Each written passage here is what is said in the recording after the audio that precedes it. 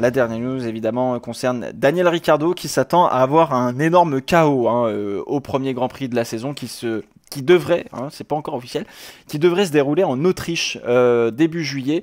Ricciardo qui s'attend à un gros chaos. Alors, du fait qu'il y ait eu une longue inactivité des pilotes, du fait qu'ils vont être tous très enthousiastes de reprendre la course, qu'ils vont vouloir tenter des dépassements audacieux forcément parce que ça fait longtemps, mais aussi parce que la saison risque d'être plus courte, qu'il y aura plus à jouer d'un coup.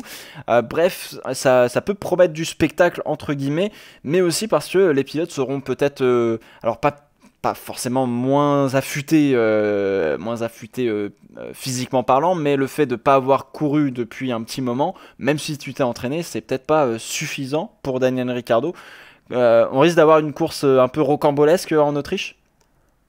Certainement, très certainement, avec un classement qu'on n'aurait pas, qu'on pourrait ne pas prédire, je pense, j'ai envie de dire.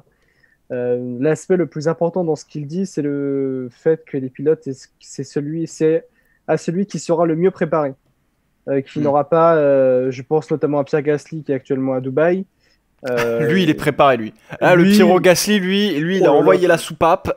Lui, si tu veux, il soulève comme il faut. il soulève de la fonte. Je pense que il y a plein de pilotes comme ça. Euh, et sincèrement, celui qui se sera le mieux préparé sera, sera très très haut dans le classement. Hmm. Et aussi, je pense aussi aux écuries qui pour l'instant ne peuvent, je crois qu'elles ne peuvent toujours pas travailler. En tout cas, ça dépend des écuries.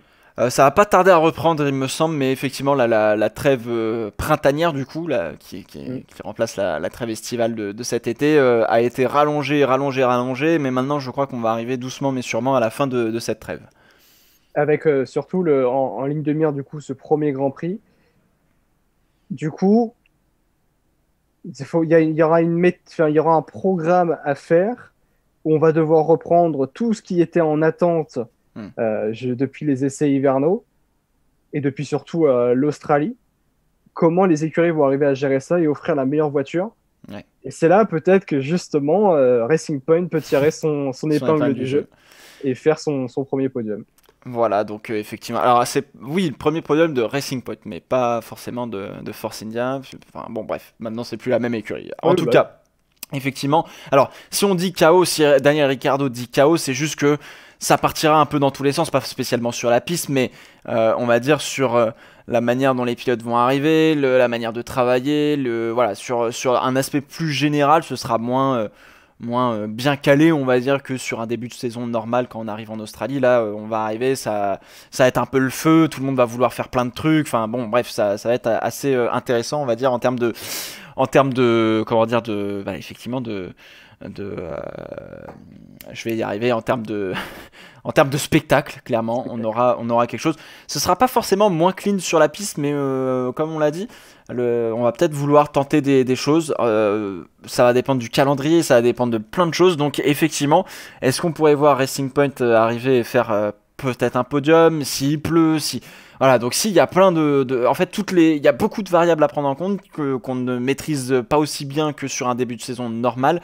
Donc a priori, il va y avoir peut-être beaucoup de choses à prendre en compte et ça va être super, super, super intéressant. Euh, qu'est-ce qu'on peut rajouter là-dessus? Est-ce que alors, petit pronostic. Et si Racing Point et si Stroll faisait une victoire? la victoire, j'ai du mal à y croire. Le podium, oui. Ah, Euh, quand même. Bon, ça change pas vraiment ouais. de Melbourne au final parce que on s'était dit, allez, c'est le moment de prendre un petit risque et de mettre un petit podium sur Racing Point. Oui. Oui, oui, très clairement. Je pense que les gens ne se rendent pas compte à quel point Racing Point j'ai envie de dire, trouvé une certaine formule magique dans les règlements pour pouvoir être au top cette saison. Et je pense que l'écurie qui a le plus le seum, j'ai envie de dire, dans l'affaire, avec cette histoire de coronavirus qui arrive à cette saison, c'est clairement Racing Point. Parce que là, ce qu'ils ont réussi à faire, c'est quand même très très beau.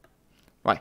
Clairement, c'est beau. On va voir. Et écoutez, mais c'est vrai que ça peut être tentant. Alors, je vois dans le chat, ça fait. Alors, c'est un nom de voir Racing Point sur le podium. Va falloir que vous y habituiez. On verra si Lance Stroll performe ou pas. Parce que ça, c'est la vraie question qu'on attend. Alors, on lui avait déjà laissé un sursis en 2019. Est-ce que Lance Stroll va pouvoir effectivement performer sur cette saison 2020, sur cette courte saison 2020? Est-ce que Perez va réussir à transformer un petit peu la Racing Point et à la sublimer, comme on dit? Est-ce que Hamilton sera bien préparé? Quid de Bottas qui fait ses longs relais à vélo avec Tiffany Cromwell, je crois, qui est une cycliste, enfin bref, qui est sa nouvelle compagne, on va dire. Que Charles Leclerc aussi qui passe, bon alors lui il passe plus son temps à jouer avec Gasly et avec Albon et George Russell et Norris, mais aussi avec Gasly et Lewis Hamilton, mais cette fois-ci sur Call of Duty. Petit prono, lequel va arriver le plus affûté, lequel a le plus de chances de performer pour toi sur ce début de saison 2020? Je pense que Charles Leclerc aussi s'entraîne, hein, même Oui, si, j'espère voilà, bien. j'espère bien, mais sincèrement, entre Charles Leclerc et, tu m'as dit? Entre tous, Charles Leclerc, Entre tous Hamilton, Gasly. Sincèrement, je pense que on va arriver, Hamilton il va dire salut les gars, c'est moi. Allez, c'est l'Autriche ici. Bon bah c'est bien. Bon bah je vais gagner et puis on s'appelle après. Ah ouais, carrément. Donc, ouais, ok. Bon, ce sera un petit Lewis Hamilton. Bon, bah voilà. Hein, Leclerc l'a dit, il s'entraîne 1h30 tous les matins. Ah bah voilà. Donc, comme ça, vous savez. Effectivement. Ricardo, il s'occupe de sa ferme, donc il est plus qu'affûté. Effectivement. Bon, bah voilà, vous avez compris un petit peu toute la chose.